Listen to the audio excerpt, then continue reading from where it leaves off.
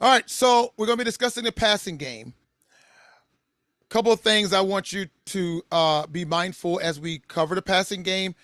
We're going to address mechanics a little bit here as well, because again, mechanics is dealing with what? How we communicate with each other on the field, what areas of determine areas of focus are keys, and we may discuss that a little bit today, and how we move on the field, right? Positioning and movement. That's what mechanics is. That's the system when we use the word mechanics. It's about movement, communication, and focus. And as game officials, knowing the rules is important, but knowing the rules is not the only thing you should know. You got to know mechanics. You got to know how to interact and handle coaches on the sideline and the game and the players. So there's nothing easy about being an official. And this is what I've been telling a lot of the young officials I've been working with over the couple of weeks when we're in a game, and I'm constantly reminding them of certain things. It's like, this isn't easy. The ones that are going out there and they're just out there, they're cheating and they're stealing money. All right. If you're to earn your money or to earn your stripes, you need to know your mechanics. And like I said before, what not only will not knowing the rules will get you not selected for the playoffs and championship games, not knowing your mechanics would definitely get you unqualified, in my opinion, to ref any high level games, because you need to know your job. And if you don't know your job, then you need to learn it. And you have 10 weeks between the season starts. Uh, that's all rehearsal. That's all you prepping yourself up for audition when we get to the playoffs. So when I do come see you, when you on audition, you had 10 weeks to get yourself up to par. So when I come see you, I'm not holding nothing back. If you don't know your mechanics, I'm gonna explain some things to you, but you probably won't make it to the next playoffs or to the champion Super Bowl, because mechanics is important. All right. So all that being said, let's get into the passing game. So we're gonna go over some definitions real fast. All right. So let me move this down here out my way. All right. Passing the ball is throwing a ball that is in player possession. In a pass, the ball travels in flight. So again, this is basic definition out of Rule 2. Passing the ball is just throwing the ball that's in player possession. All right. A passer is a player who throws a legal forward pass. He continues to be the passer until the legal forward pass ends or until he moves to participate. We discussed that last week, I believe, in defenseless player. All right. So batting is intentionally slapping or striking the ball with the arm or hand. Any pass in flight may be batted in any direction by an eligible receiver. Exception: a backwards pass batted forward by the passing team is a foul. All right. So the reason why batting is in this definition in regards to passing is a couple of things. One is an intentional act. So when we get and talk about ineligible receivers and illegal touching, even when an ineligible receiver bats the ball, it is an intentional act, will be construed as illegal touching. All right, so let's talk about a backwards pass. So we know a forward pass is going forward. What is a backwards pass? All right, a backwards pass is a pass thrown in with its initial directions parallel with or toward the runner's end line. A backwards pass ends when it is caught, recovered, or is out of bounds. So again, we don't use the things like lateral passes or things of that nature. If it's not forward, if it's parallel, it's considered backwards, and it's a live ball. If the passer, the intended receiver, doesn't catch it, it hits the ground, whatever the case may be, it's live. Only time it's not live and when it goes forward. So if you look at the line right here, let me see here.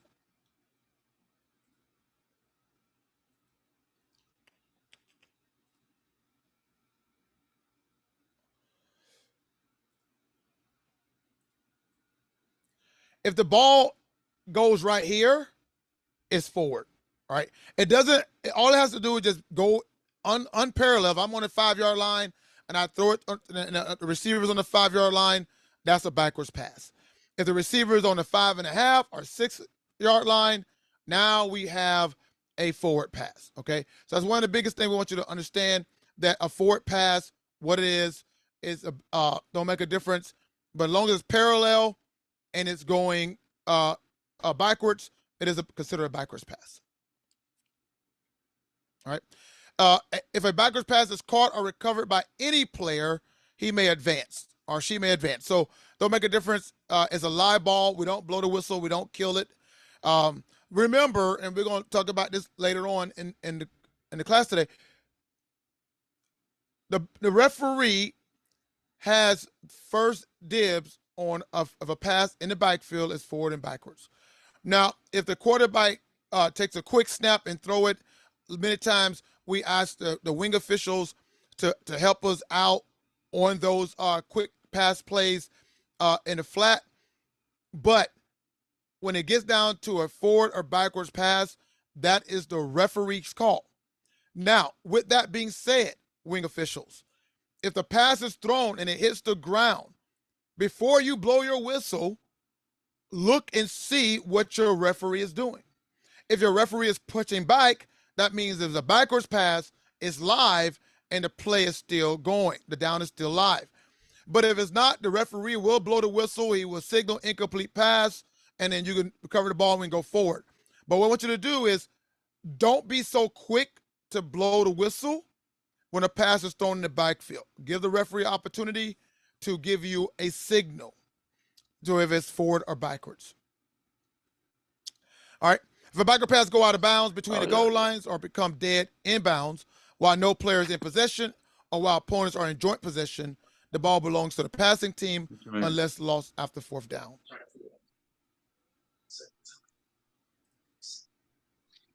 All right. If a backwards pass is out of bounds behind a goal line, the ball belongs to the team defending that goal, and it can result in a touchback or a safety. So understand that, if it goes out of bounds behind the goal line, like we discussed before, it has to be one or the other.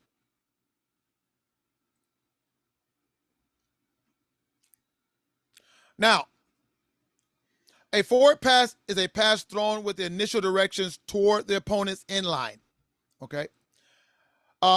Prior to releasing the ball on a pass, the potential passer is contact and the ball is released. If the hand is going forward, we consider that a forward pass. Although the ball, he may get hit and the ball may fall backwards, it's considered a forward pass and it's an incomplete pass. It's not a live ball. If he's like you see the pitch here, if his hand's going forward when he's hit, it's a forward pass. Now, if his hand is going backwards, again, that's a judgment call. Most likely it'd be the referee that makes that judgment call if it's going to be a forward or backwards pass, but there you go. A forward pass has gone beyond the neutral zone if any time during the pass, the entire ball is beyond the neutral zone.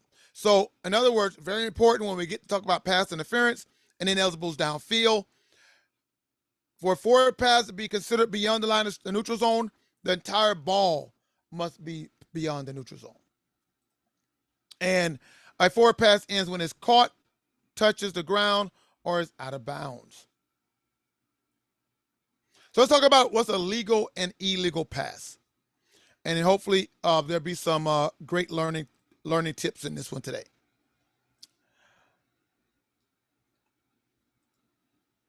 So what is a legal forward pass? A forward pass thrown before team possession has changed. So obviously, if there's an interception, no one else can throw a forward pass. On a kick, because there's a change in team possession, there can't be a forward pass. So basically from a scrimmage play, the team that originally take possession of the ball, the offense obviously is the only one that allowed to throw a forward pass. If there's a change of possession, no. Now, this is one very important because for some of y'all, this might be new information because we know you watch a lot of NCAA, a lot of NFL. So what we're going to discuss right now is definitely maybe an eye opener to some. But this is what a legal forward pass is. Team A player throws the ball with both feet in or behind the neutral zone when the ball is released. So I want pay close attention to that. What is a legal forward pass? Well, only one no on a change of possession. There's no change of possession, and both feet are in or behind the neutral zone. So what is very unique to NFHS rules is what makes a legal forward pass. Why I say that? Because guess what? A ball can be advanced beyond the neutral zone, return back behind the neutral zone, and still be able to throw a legal forward pass. All right. So if a pass crosses, let's say the quarterback crossed the line of scrimmage, and the quarterback runs back behind the line of scrimmage, and the quarterback throws a forward pass, that is legal. Why? Because it doesn't matter where the passer been. It only matters where the passer is at when the ball is thrown. And as long as both feet are in or behind the neutral zone when the pass is released, it's a legal forward pass. What else make a legal forward pass? A passer may conserve time by intentionally throwing the ball forward to the ground immediately after receiving a snap that has neither been muffed nor has hit the ground, as you see in the pictures here. Trying to conserve time. They can take the ball either direct handoff or a shotgun. The quarterback get the ball and throw it to the ground, which will stop the clock, which is legal. So, what are some things? A pass after a team possession change during a down. These are all illegal forward passes. Uh, Obviously, we discussed that. Number two, a pass from beyond the neutral zone. Either of his feet are beyond the neutral zone when the pass is thrown, or a second or subsequent forward pass thrown during a down. So as you see in the picks, like picks 5, his foot is beyond the neutral zone when the pass is released. So this will be a legal forward pass. In pick 6, the quarterback threw a forward pass to A2. A2 ran back behind the line of scrimmage and then threw a subsequent forward pass, a double forward pass, which makes that illegal. Not the fact that A2 came back to throw the forward pass. That doesn't make it illegal. What made it illegal is that there was already one forward pass before that one. And then obviously A1 passed to A2 in the flat and the A2 passed to A3. Also, an illegal forward pass is a pass intentionally thrown into an area not occupied by an eligible receiver. Now, there is an exception to that rule. And let's look at it now, and we may look at some videos here on the intentional grounding exception. So what's the exception? It is legal for a player to conserve yardage by intentionally throwing an incomplete forward pass if the passer has been beyond the lateral boundaries of the free blocking zone as established at the snap, and the pass reaches the neutral zone, including the extension beyond the sideline. Also, only the player who receives the snap may take advantage of this exception. So if it's a handoff, even though it has not been a second forward pass, if there's a handoff, that back or whoever got the ball cannot use the intentional grounding exception because that individual wasn't the first one to receive the snap. So what is the penalty for illegal forward pass? Illegal forward pass is treated as a run play. So in other words, we're going to continue to let the play run. So even if the quarterback crossed the line of scrimmage and throws a forward pass and is caught, we're going to still keep it as a run play. And it's going to continue that way. Now the penalty is enforced from the spot of the pass. So it's not a previous spot foul, it's a spot foul. And it's a 5 yards and a loss of down. So let me see if I can get some videos on here.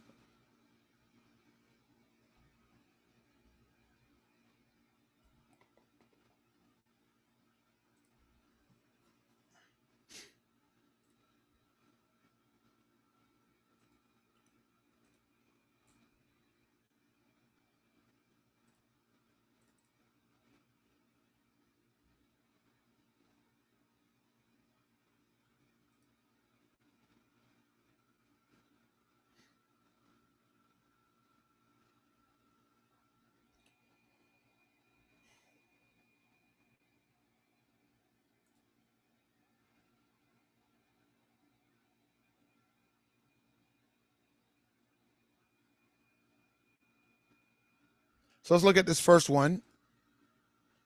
Oh, nope. It's actually 3.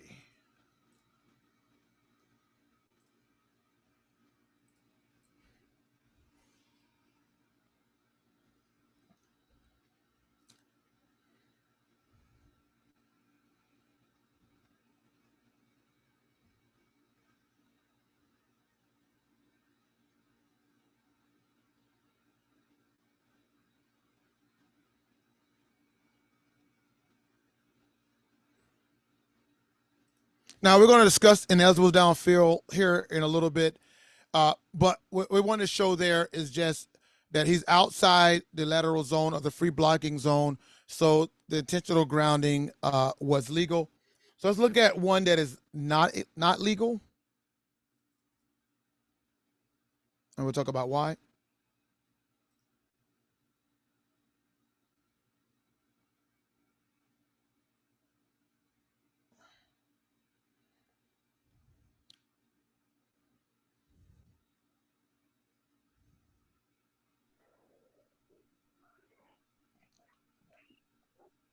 Hey, Andre, I got a question about illegal passing when you get a second.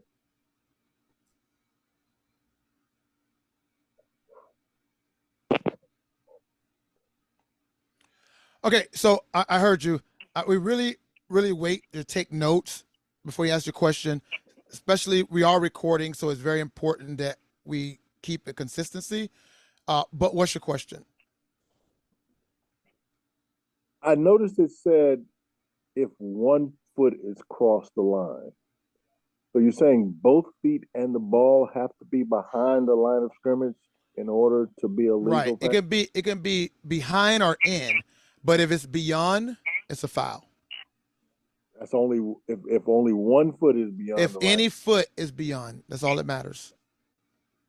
Okay. Any part of the body is beyond. Okay.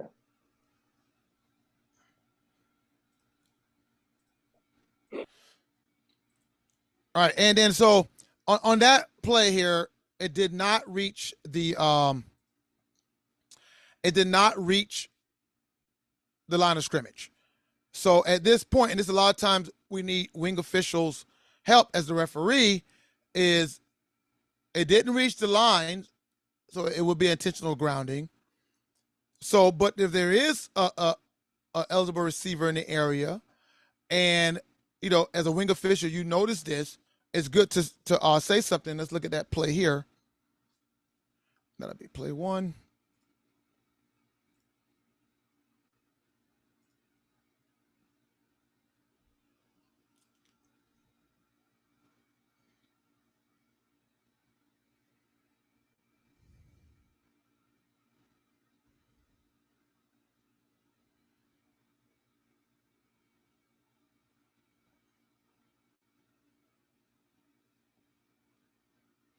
All right, so again, that's why it's so important as wing officials and as officials as together work together. Yes, he was throwing the ball away outside the free blocking zone.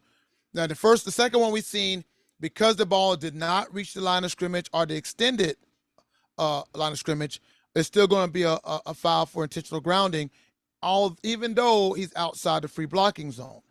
However, in this one, because there was an eligible receiver in the area, it saved him. I don't know if he was trying to throw to that eligible receiver or not, but because the eligible receiver is in the area, we're not going to determine, well, he was just throwing, he was trying to throw to him. It doesn't matter. Eligible receiver in the area, so we're not going to flag that quarterback for intentional grounding. All right.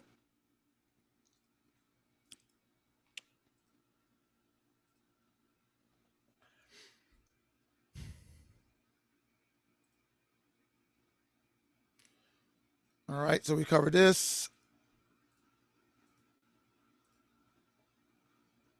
So let's talk about mechanics in the passing game. Very important because, again, it's an area where I see that we need to improve on. And again, it's because a lot of officials haven't been really taught, so you don't really know what you're supposed to do, so you just do whatever. But again, prescribed mechanics tells you what you need to do. We all have a job to do And so let's find out what everyone's job is. We're going to very focus on the wing officials because this is where I see we need majority of the improvement in pass plays. But let's go ahead and check this out. All right. So let's look at the referee and some of the referee responsibilities. All right. If the quarterback rolls to either direction, move with him, keeping at least a 10-yard buffer. So the referee should be always following along the quarterback when they roll out. Determine whether the pass to the flat is forward or backwards. Again, the referee responsibility. If the quarterback scrambles away, keep pace. Help on rushing defenders by yelling passes away or it is gone. It's very good to do because you can also use that to determine if you're going to have roughing the passer. If I can say pass away, and then after I say pass away, there's still contact, most likely going to get hit with roughing the passer. If I say pass away and in between that time for me saying that contact is made, it may be the charge is already there, and it may be illegal contact if it's illegal contact. All right. If the quarterback is psyched, solely responsible for the progress spot. So and we're going to talk about why this is so important here in a little bit. But the referee, you have forward progress in the progress spot for a quarterback or runner psyched in the backfield, especially on the pass play. And again, we're going to talk about why. Don't depend on your wing officials. Your wing officials have their own responsibility on a pass play. So as a referee, it's your responsibility to get the spot on a quarterback psych. All right. More important to officiate the dead ball activity than to get the precise progress spot. What I mean by that is once the quarterback is psyched, get an idea where you're at, but dead ball officiate, right? Keep your eyes on the players that are engaged, that's on the ground to ensure there's no foul play is going on, no cheap hits are going on, cheap shots or any derogatory things are being said, no taunting is going on. So although you get the spot, continue to dead ball officiate until the players separate. Or they say until the colors separate. Umpire. Promptly move to the line of scrimmage to rule on passes or passes across the line of neutral zone. So just in case the quarterback or whoever's passing the ball does get close to the neutral zone, we're going to be looking for your help for that. And making sure the pass get to the, and also on ineligible receivers beyond the expanded neutral zone. Again, we're going to cover that here shortly. But if we got a passer, an ineligible going further than when they need to go on a pass play, we need you to be there to rule on ineligible downfield, like we saw in the video prior to this slide. On quick passes over the middle, must pivot and watch pass, help rule on catch or no catch. In other words, a quick pass, slide up the middle. That's one reason why you're moving forward, because you don't want the offense to use you as a pick play. So so moving forward, what that does is get you out of the way so they're not using you as an advantage. Okay. So as soon as you read a pass play, start moving forward. If it's quick pass close to you, you'll pivot, help rule if it's trapped or if it's complete pass. All right, here we go. Wing officials, the meat of the discussion. Follow receivers downfield, but be aware of what the quarterback is doing. So this is something we don't really see and we need improvement on. We got a lot of wing officials who just sit there and perch on the sideline when they read a pass play. And then, hopefully, some do, some don't. When the pass is thrown in their side zone, then they turn and go. All right? You're supposed to release prior to the quarterback releasing. And this is why it's important. The referee has the spot. If the quarterback is psyched, the referee get the spot. You just come up, mirror the referee spot, and we move forward. But what we need you to do is once, especially for crew mechanics, and 5 crew mechanics, you got a back judge that can help you out.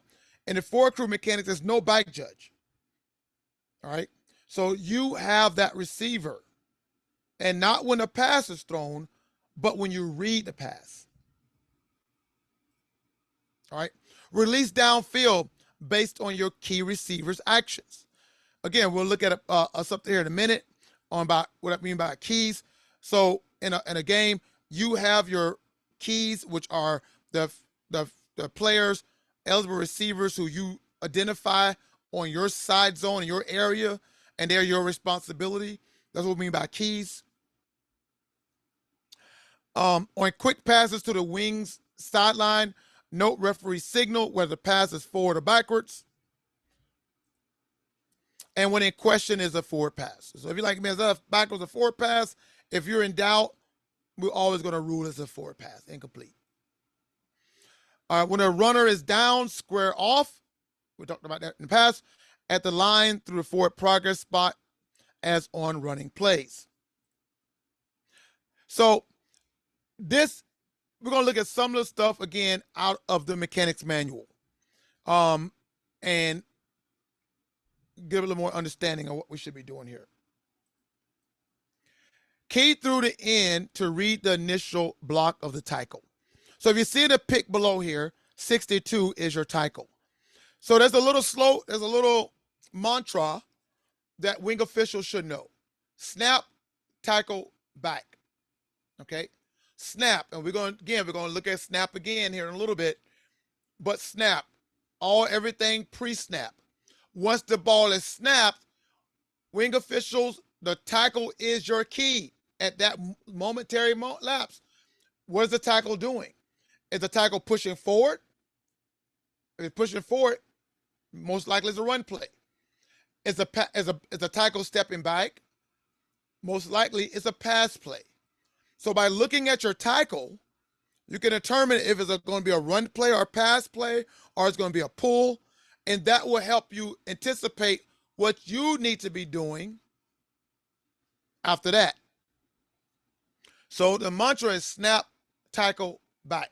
So after the tackle, after you read a pass play, now you look at the backs that's on your side of the your side zone, your side of the field, and that's what we're looking at and watching for illegal blocks, pass interference, and all that. All right, move to position to check blocking and contact of eligible receivers and linebackers. So again, move. Don't sit there on the line of scrimmage just waiting to see what's going to happen, if you're going to get psyched or not. Now, if it's a quick psych, that's a different story. But move.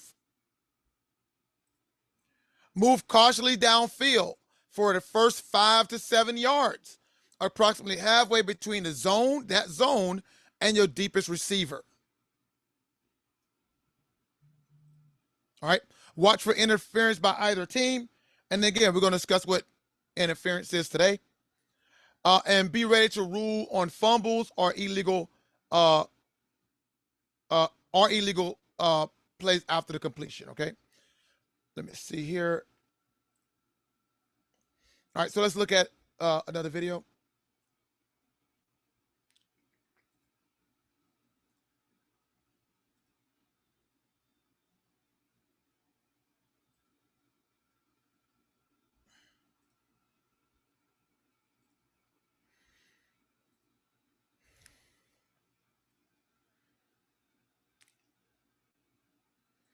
All right, so this is what a key is. Again, this is what mechanics teach you. Communication and keys are areas of focus and determination.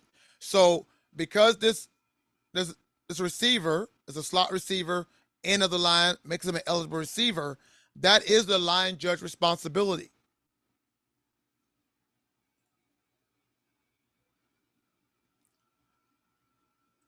Again, we see the what? The tackle stepping back. We know it's a pass play, but the line judge still doesn't move.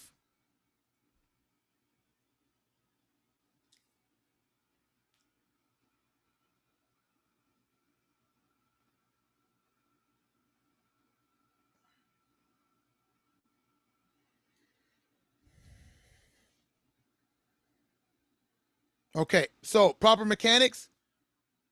move downfield. Don't sit there waiting to see what's going to happen with the quarterback. Your job is to get downfield and to be ready to rule pass interference, complete, incomplete, and get the spot. All right. Back judge, and I know back judge is more like a high school. Sometime when we do get in the Super Bowl, we do use a back judge. So we're gonna just go over the back judge responsibilities. Retreat far enough to always be deeper than the deepest receiver. As a back judge, you should never let a receiver get behind you. All right. You should always beat the receiver to the goal line. Hopefully. Once pass is thrown, quickly determine intended receiver and get into best possible position to observe play. Bracket and back up intended receiver with appropriate wing official. Focus must be on actions involving receiver and defender. Along with referee, may assist wing official with players who go into team's bench area. Otherwise, back judge becomes primary dead ball official for defense. So as a back judge, you move a lot. Player, as when I was a back judge at high school, when the ball go out of bounds, I'm out of bounds. Especially if the player is in the opponent's side zone. The back judge goes backwards and forwards and sideways, and they hustle. And if you ever think about being a back judge and you don't want to hustle, that's not the position for you. So let's talk about S.N.A.P, apronym. Okay, so I want to look at the S.N.A.P again. I really want to focus on A and P, but again, it's something that we want to emphasize on because it's very important. We need everyone to memorize this apronym. Memorize S.N.A.P. Okay. Just, again, if I ask, know it. Okay, so the first S in S.N.A.P is signal the defensive count. And the down. So, again, need much improvement on this. I'm working with officials every weekend, and I'm not seeing the other officials signal a count. All right, I give the count, no count. All right, we're not out there just to hang out, to chill out, and to make some easy money. We have work to do out on that field. And part of that work is knowing your mechanics and doing your mechanics no matter what. So, and part of your job is the defensive count. Now, in all I said as well, I see some officials that count like this. See, when you use this fingers, that says that you are a very young official. All right. Veteran officials don't point. Matter of fact, we're taught not to point. You should be counting in groups when you count the defense. 3, 6, 9, 11. You use your eyes, you count in groups, and then once you got your count, you give your count to your opposite wing official to say, yes, I count 11 on the field, or I count less than 11, or I count more than 11. Whatever the case may be, you're giving some type of response, visual response to the opposite wing official on every single down, every kick down. When there's a kick, the head linesman and line judge counts the kicking team. The umpire and referee counts the receiving team. But we should always be counting. In the 5-man mechanics, it's the back judge and line judge that count the kicking team, and then the head linesman, referee, and umpire counts the receiving team. But should always be counting and always giving a signal.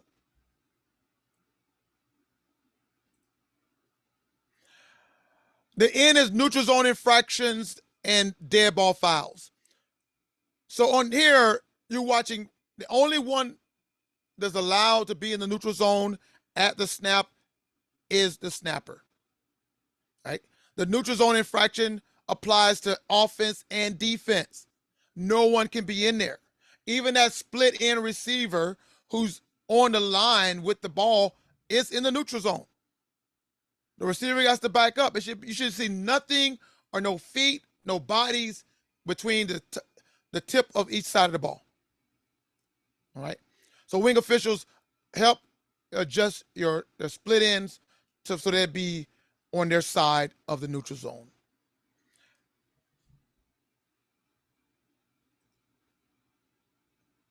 Now let's get into to A backs, offensive players in the backfield. So this is very important because we're talking about eligible receivers here in a little bit. And one part of being an eligible receiver, all players in the backfield are eligible receivers. And we know that we only can have 4 players on offense legally in the backfield. So it's very important. Is again, part of your responsibilities is counter defense, neutral zone infractions, and dead ball fouls. Okay. And then what? Start seeing how many players you have in the backfield. What we got? We got 1, 2, 3, 4. So now we know we got 4 players in the backfield. But also we need to be concerned about and be not concerned about, but looking for is that one player who's off the line. So when a player is off the line closest to you, no matter if it's a tight formation or a spread formation as in the pick here, wing officials, you still have mechanics to do. You still got to give out signals.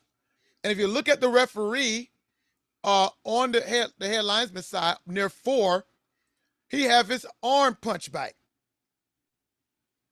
which indicates that the player next to him is off the line of scrimmage. Again, this is part of your mechanics, right? So why? It helps the other wing official when they count their players in the backfield. A lot of times that furthest back eligible receiver is sometimes difficult for your opposite teammate to see, the other official. So you punching back is let him know, okay, or she know that his players punch back. And if I'm punching back, I mean, we got both our players are off the line. So it gives us an indicator. We definitely got to make sure that there's only 2 more players in the backfield. So again, that's the signal you're going to see that you should be making in regards to if a player is off the line.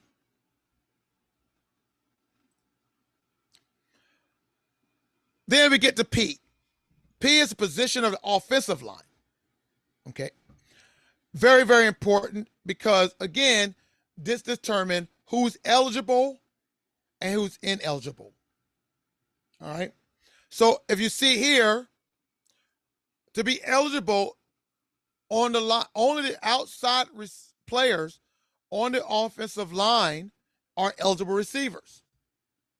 So you can have 4 in the backfield, and you can have 2 on the line of scrimmage, which means you can only have 6 eligible receivers on offense. All right. The thing about this picture here, and the reason why I chose this pick, if you notice, you have some other players spread out as well, and they're covered up. Most likely, this is a trick play, a trick formation, trying to deceive the defense and to draw coverage on ineligible receivers. So you see number 7 right here close to the screen is guarding a player who's covered up. So what they're trying to do is confuse the defense so that you have 4 backs, right? Let me see here.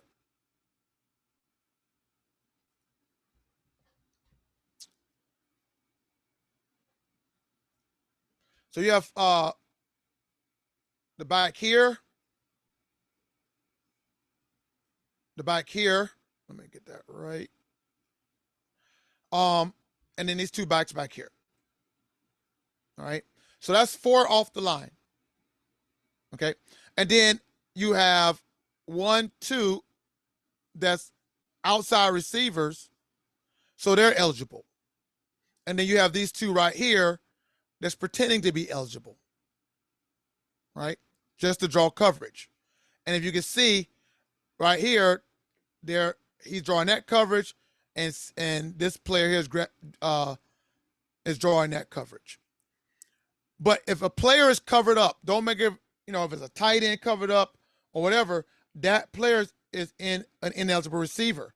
Now, it only matters if the ball is passed. If the ball is not thrown, it really doesn't matter in regards to this formation being illegal. It only is a problem if the pass is thrown beyond the line of scrimmage.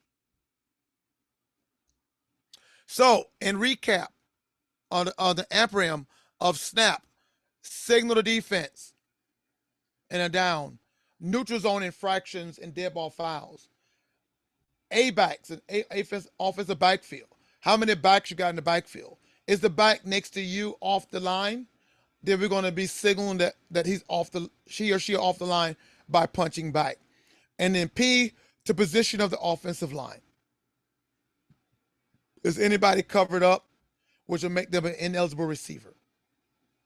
Okay.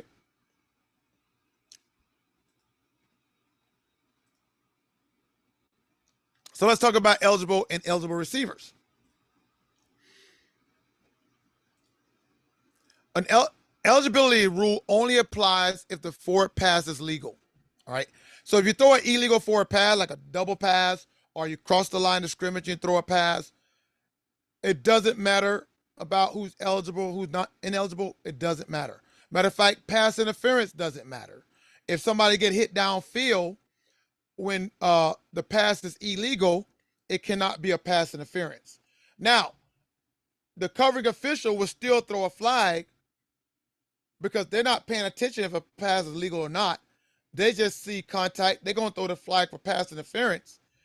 It'll be up to the referee, umpire, or the other wing official who hang back to say, no, the pass was illegal. So means the pass interference is none and void because it doesn't matter. You only can have pass interference on a legal forward pass. All right. At the snap, a maximum of 6 Team A players are eligible. 4 in the back and 2 on the outside line of the line of scrimmage.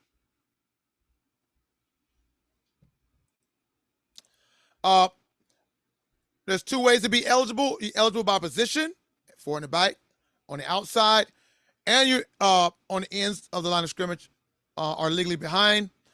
And must be wearing eligible numbers 0 through 49 or 80 through 99.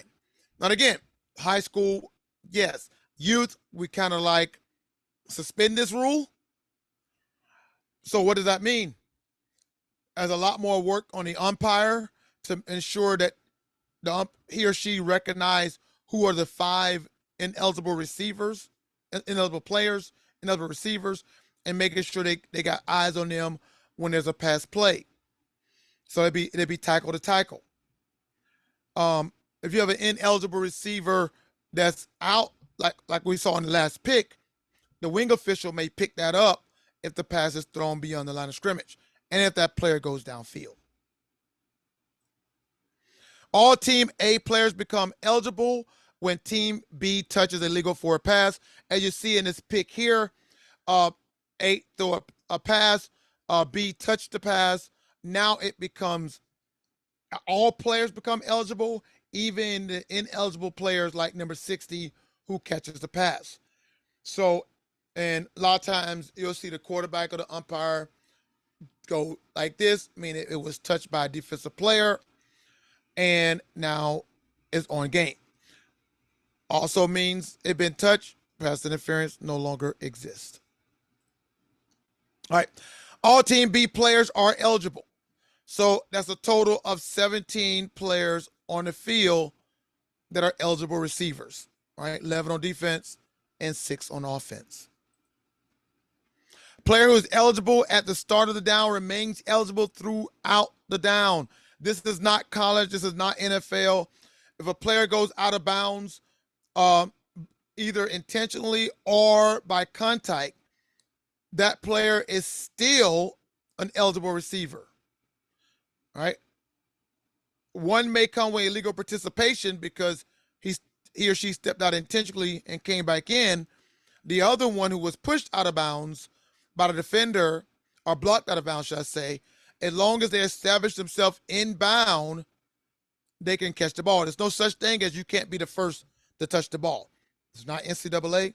It's not NFL.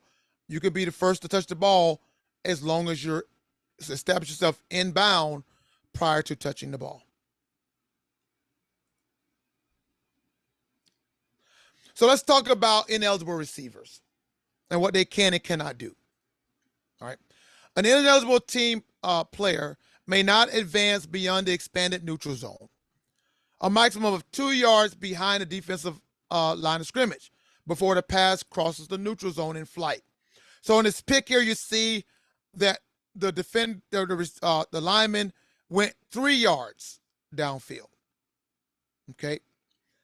If the pass is thrown, it's an ineligible downfield, and if he's still blocking, it's going to be pass interference because he's blocking downfield doing a forward pass play that crosses the neutral zone. All right. Remember, ball is completely across the neutral zone to be considered across the neutral zone. So if the quarterback throws a short pass between the blocker and the defender, and yet they're at the line of scrimmage, on the line, run on the line, then you have to judge, like, well, is the ball completely over it, or the ball halfway? If it is, it's illegal. It's not illegal. It's not ineligible downfield. It's not pass interference. But if that ball and that receiver is 1 yard past the line of scrimmage and catch that pass, now we got pass interference and ineligible player downfield. All right. The penalty is 5 yards, no loss of down. Ineligible is not legally downfield if at the snap he immediately contacts team B lineman and the contact does not go beyond the expanded neutral zone. All right. So that's 2 yards. This right here is 3 yards, which means he's too far. Also, remember we talked about batting? All right. Illegal touching is when an ineligible A player bats, muffs, or catches a legal forward pass.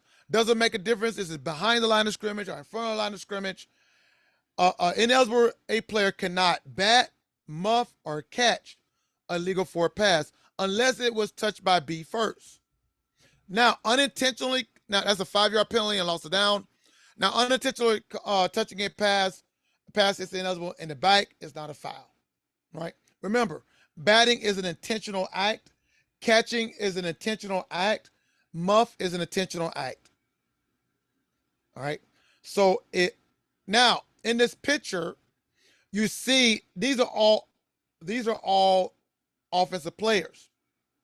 So B passed it. Let's say 2 was trying to catch it. 2 muffs it, and it keeps going, and 60 secures possession. Well, it's going to still be illegal touching. Because what? Because it's only after B touches it. So if A touches it, and then an ineligible touches it after A touched the forward pass, it's still illegal touching. The number 60 still doesn't have a right to the ball, only if B touches the ball. So let's talk about pass interference real fast. All right. So let's talk about some myths. 1, 5 yard chuck zone. That rule only exists in the NFL. It doesn't exist in high school or NCAA. So there's no such thing as a defender can make contact with an eligible receiver up to 5 yards. And again, this is the reason why you should release and pay attention to that. Because if you see that, that could be the very reason why the quarterback got sacked, because his receiver wasn't open. It won't be pass interference, but it will be illegal use of the hands by the defense.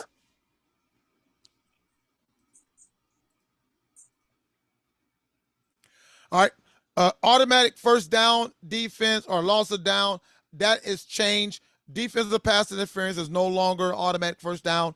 That rule been changed since 2013. They took away the automatic first down and loss of down in the NFHS. So it's only a 15-yard penalty only on either side. Is no longer an automatic first down or loss of down. Receivers, offense have exclusive right to the right away. Untrue. Both players, offense and defense, remember, all 11 defensive players are eligible receivers. And so because they're eligible receivers, they have a right, like anyone else, to get to the ball. The pass must be catchable. Again, that rule only exists in the NFL and NCAA. If a pass is thrown in the direction of the contact, doesn't make a difference if the pass is catchable or not. It's pass interference. So look at some categories of defensive pass interference. Early contact. All right. A defender who is clearly beaten will sometimes resort to desperate measures, tackle the receiver or whatever to prevent the catch. Playing through the back, as we see in the second pick here. Offensive players have inside position. Defensive player tries to time the contact so it occurs as or just as the ball arrives. But if the contact happens before that, we're going to have defensive pass interference. And early grab and restrict. A defender reaches out to slow down and knocks the receiver off the stride. So you can't grab and restrict. You can't, try to stop the pass. You got to be playing the ball, not the receiver, for the most part, and definitely no contact downfield. A couple of other categories of defensive pass interference is the arm bar. Our defenders drapes arms across the receiver's chest with the arms pinned underneath. Cut off. And I think we're going to watch one of those videos here today. A defender cuts in front of a receiver in an attempt to catch or bat a pass. And hook and restrict. Our defender, hold on for a minute. Hooks the receiver around the waist and turn him away from the ball. Again, you're not going to see that unless you're moving downfield, wing officials. So you're sitting there on the line and just, whatever, trying to see what's going to happen. Is going to prevent you from seeing all this early contact downfield. So you need to release once you read this tackle and once you read it as a pass play. All right, categories of offensive pass interference. One of the biggest things you need to understand that for pass interference begins for the offense at the snap. Why? Because they know the play. They know what they're running. Okay? Defensive pass interference begins when the ball crosses the neutral zone. Right? So you can have illegal use of the hands, you can have holding. You can't have pass interference if the ball crosses the neutral zone and in the side zone or the direction of that receiver. But categories of offensive pass interference is shove, push off. All right. Push off with the forearm to clear space and to knock the defender off balance. Blocking downfield during a pass that's legally crossed the line. I've seen a couple of that this year, and it's like the receiver, one of the receivers, the further receiver is blocking downfield. The pass is caught behind him downfield, and it's like, what a flag. Where's the flag? Offense can't block downfield on a pass play. Because the contact by the team A ineligible player, if you look over to the left here, occurs more than 3 yards beyond the line of scrimmage, it is offensive pass interference. So again, that applies to the offensive lineman blocking downfield. Driving through a defender, the same as that, but this is different here. Defender may contact the receiver until the defender may contact a receiver until they are on the same yard line or the receiver has passed. Okay, so we're talking about, well, what if the receiver's in front of me? You say I can't block them within 5 yards. Well, the receiver's in front of him, the defender, yes, the defender can assume that the receiver is a blocker and make contact. But once the receiver get on the same yard line or passes the receiver, the defender, no more contact is allowed. You must play the ball. But in this one, sometimes receivers will try to run through the defender, knocking him down, trying to knock him over. If the pass is thrown, we're going to have pass interference on the offense. Picking off a defender who is attempting to cover a receiver. We're going to look at that video too. All right. Receiver may not block defenders beyond the expanded neutral zone, usually done to free up another receiver, commonly near the B's line of scrimmage. So let me get this video out real quick.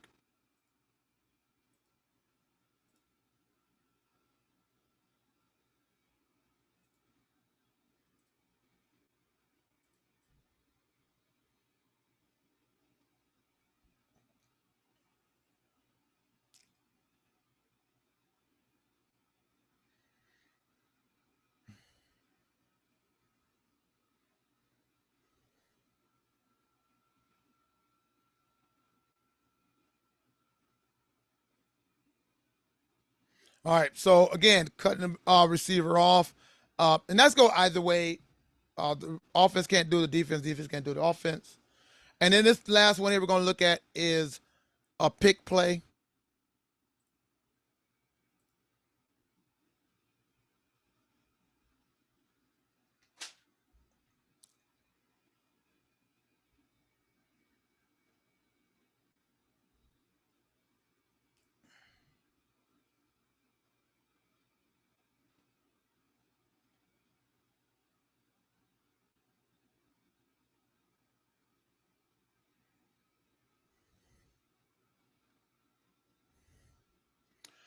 All right, so we see there again, you can't be blocking downfield, and it's very important that as wing officials or as officials general, you have responsibility. Again, like I said before in the past, you got to watch that. You got to be paying attention to that. Don't let that stuff happen on the field, and you're not catching that. So a little tip: don't focus on the ball. All right, the ball is thrown. You got wing officials looking at the ball like this. You should be looking at players, not the ball. Trust me, you watch the players, they will take you to the ball. All right? So watch the players in the area where the action occurs, not focus on the ball. Work to get an angle looking between the players, not looking through them. If we get straight line, you're not going to be able to see if there's early contact. Know who is creating the contact. A lot of times we see only part of the play, and we're just guessing. All right, don't give the receiver a free pass. Some officials have a tendency to give receivers too much protection. Interference rules works both ways. Both receivers and defenders have equal rights to the ball. Choose angle over distance. Don't be too close. Again, don't be too close. And be prepared. Anticipate the routes of the receivers in your area and adjust to their patterns. All right, that